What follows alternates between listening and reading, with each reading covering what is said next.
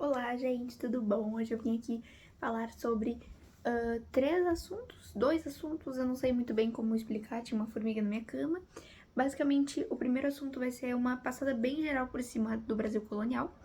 Depois vai ser ali a parte da história geral, que é por isso que eu fiquei em dúvida de dois ou três assuntos, porque basicamente essa parte da história geral é a transição da Idade Média para a Moderna, e dentro desse início da Idade Moderna vai ter ali a Revolução Industrial, né? Que então, eu vou falar um pouco mais com foco do que a outra parte, porque vai ser menos cobrado na prova, vai ser uma parte mais geral. Beleza, então Brasil colonial. Basicamente, ali na época do Brasil colonial, né, quando o Brasil virou uma colônia de Portugal e tudo mais, vai ter o chamado Pacto Colonial. Que diabos é um Pacto Colonial? O Pacto Colonial é aquele pacto que vai fazer com que a metrópole seja, tipo, dona da colônia. A colônia só pode comercializar com a sua metrópole, só que a metrópole pode comercializar com quem ela quiser, o que faz com que a colônia, eu sou uma colônia e eu vou entregar o meu produto, que é a cana-de-açúcar, para a metrópole. A minha metrópole vai fazer o comércio com quem ela bem entender dessa cana-de-açúcar que é minha. E se eu me recusar, eu tomo um tiro na minha cabeça, entendeu? No caso, metrópole não tem como tomar um tiro, quer dizer que a colônia... Ah, enfim, tudo bem. Aí temos metrópole e colônia. O que vai ser acontecido? O que vai acontecer? Não sei o que eu estou falando. O Brasil colonial vai ter uma das formas de tentar organizar, que vai ser implementada por Portugal, é o governo geral. Que ele vai falhar logo porque o governo geral ele precisaria de uma coisa muito mais centralizada. E o Brasil tem um território extenso, muitas, enfim, vegetação e tal. Os portugueses, eles ainda são muito ignorantes quanto ao Brasil. Então, lá em Portugal, o governo geral até funcionaria, mas aqui no Brasil não funcionou. Tinham três funções, que era o provedor-mor, que era quem cuidava das finanças, ouvidor-mor, que era da justiça, e capitão-mor era da segurança. Só que essas putarias não funcionaram, os caras tiraram o governo geral e botaram as capitanias hereditárias, que elas vão funcionar por muito mais tempo, que basicamente nessas capitanias, então, eles vão conseguir explorar o cana-de-açúcar e o pau-brasil, e também vão explorar o trabalho, que no início eles usavam, lá na época que estavam explorando mais o pau-brasil, o próprio trabalho indígena.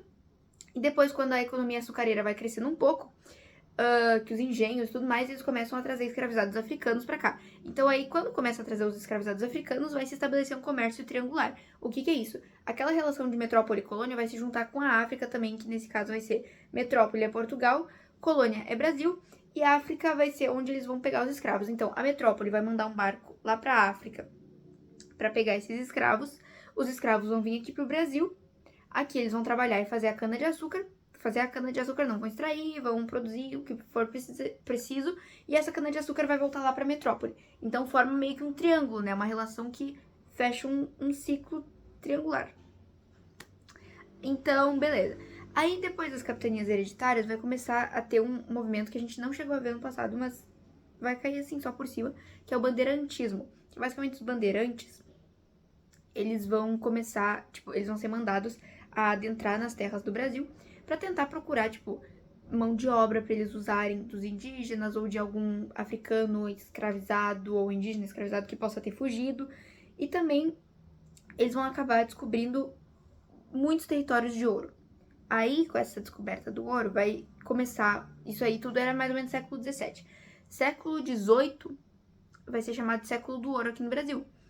Que aí a capital do Brasil vai trocar para o Sudeste e vai começar a ter mais uma conexão entre cidades diferentes. Cidades entre aspas, né? Que na época não tinha uma coisa estabelecida de cidade. Mas as diferentes regiões do Brasil vão começar a se conectar um pouco mais. Demorei mais do que eu queria, mas tudo bem. Agora na parte da história geral. Então, tem duas partes, majoritariamente, que é aquele inicinho ali, tipo, o início da transição e depois quando a transição tá um pouco mais consolidada. Então, esse início da transição vai se dar quando ainda tá tendo absolutismo e mercantilismo, que vão ser esses dois movimentos, essas duas formas de governar e de poder, enfim, que são um pouco ultrapassadas no sentido de que já tem há muito tempo e começa a não ser mais tão certo com as correntes filosóficas que vão estar crescendo ali no Renascimento, que é um movimento que vai estar acontecendo contemporaneamente a isso. O Renascimento vai ter cultural, ele vai ter impacto comercial também, e o Renascimento vai ter um impacto nas cidades até também. Então, o Renascimento e a Reforma Protestante são duas correntes de pensamento, enfim, formas diferentes de mentalidade, que vão acabar mudando o jeito que os seres humanos estão vendo esse mundo antigo e vão pensar, pô, meu, não tá mais batendo isso aí. E aí, junto do Renascimento, que eu falei daquela questão comercial, a expansão ultramarina faz com que o mundo se conecte um pouco mais e que a visão de mundo, a mundialização aconteça. O que vai ser isso? Os colonizadores ou, enfim, qualquer potência que mande pessoas para ir ao alto mar, essas pessoas vão conhecer vão ter uma visão de mundo diferente, elas vão começar a conhecer culturas que elas não sabiam que existiam. Então, nisso tá saindo daquela Idade Média, da Idade das Trevas, né, como era chamado, e tá começando a chegar na Idade Moderna, que aí vai começar, assim, normalmente é datado ali na Revolução Francesa, mas a gente já pode considerar o Iluminismo também, porque o Iluminismo ele vai ser meio que um filho do Renascimento. O Iluminismo vai ter muita filosofia, com essas correntes de pensamento vai começar a ter a crise daquele antigo regime, das monarquias, das formas de se organizar em sociedade e tudo mais, e vão ter muitas revoltas por conta disso. Então, junto com a Reforma Protestante, o Renascimento, o Iluminismo, as pessoas vão estar vendo aquelas correntes de pensamento e vão pensar, cara, isso aqui que eu tô vivendo não tem nada a ver com aquilo lá. Então aí, os burgueses vão se revoltar na Inglaterra e na França, como a gente já sabe, vai ter independência dos Estados Unidos. A Revolução Francesa, ela é marcada muito fortemente por uma questão de, tipo, ter sido uma revolução grande, assim, uma coisa grandiosa, sabe? Teve muitas revoltas, teve um período do terror ridículo, assim, mas mudou a forma de pensamento mesmo. A França teve muita influência iluminista, então é meio que aí que se marca o início da Idade Moderna, mas toda essa questão do iluminismo e tal já pode entrar aí também. E aí vai ter a Revolução Industrial, que junto daquelas correntes de pensamento em que o lucro não era uma coisa que era um pecado, que as formas de ganhar antigamente não estavam mais fazendo sentido, vai entrar a Revolução Industrial. Na Revolução Industrial, vão ter novos processos de produção. Por quê?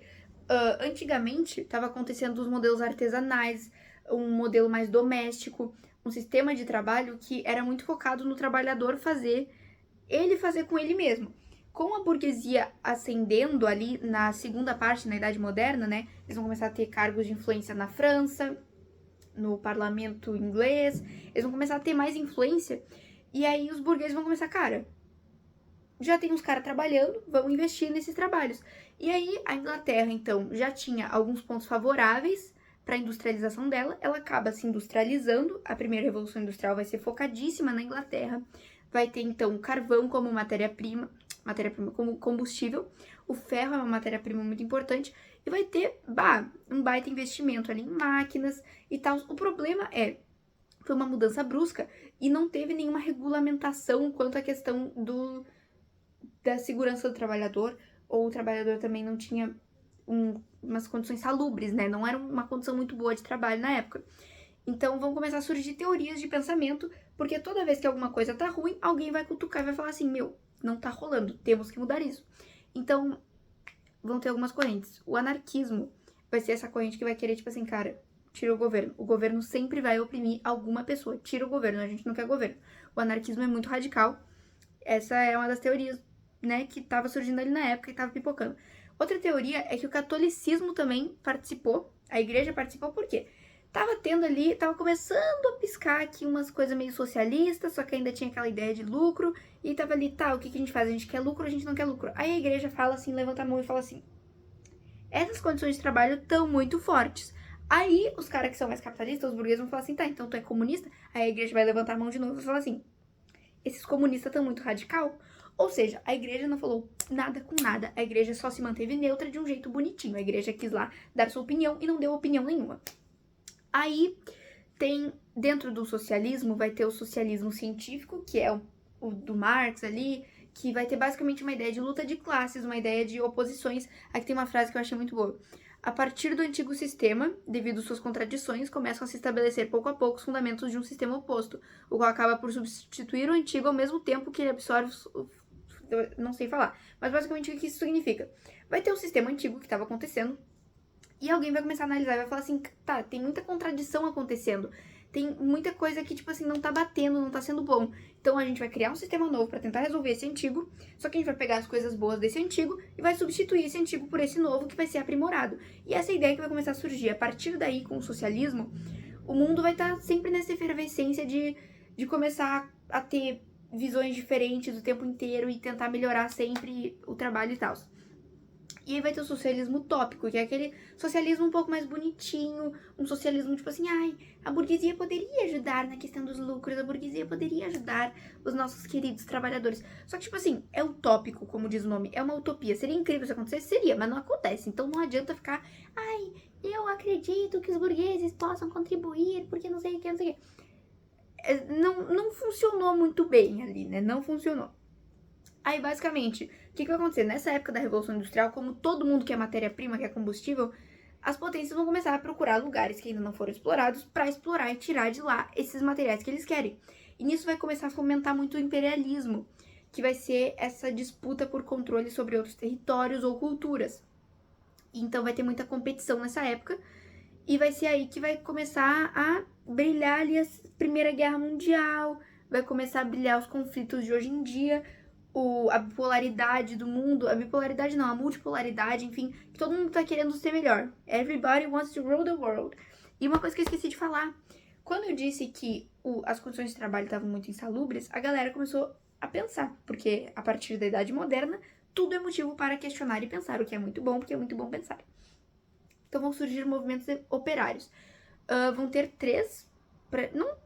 basicamente assim, ó, trade unions. São sindicatos, cooperações, enfim, para garantir um pouco mais de direitos para os trabalhadores.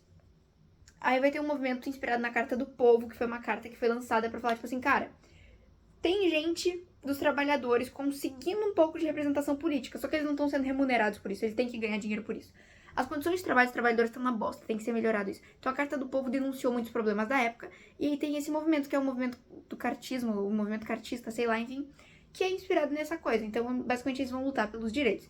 E o movimento ludista, ou o ludismo, é um movimento louco, que os caras vão falar assim, cara, não adianta ficar falando, não sei o que, tem que ir quebrar a porra toda. E eles vão lá, eles começam a quebrar a máquina, eles começam a fazer coisa nas indústrias, começam a atacar o terror.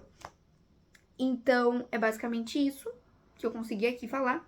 Na página 80 do livro, na frente A do capítulo 9 do livro 3 do primeiro ano do Bernoulli, tem a tabela com 4 pensadores socialistas utópicos.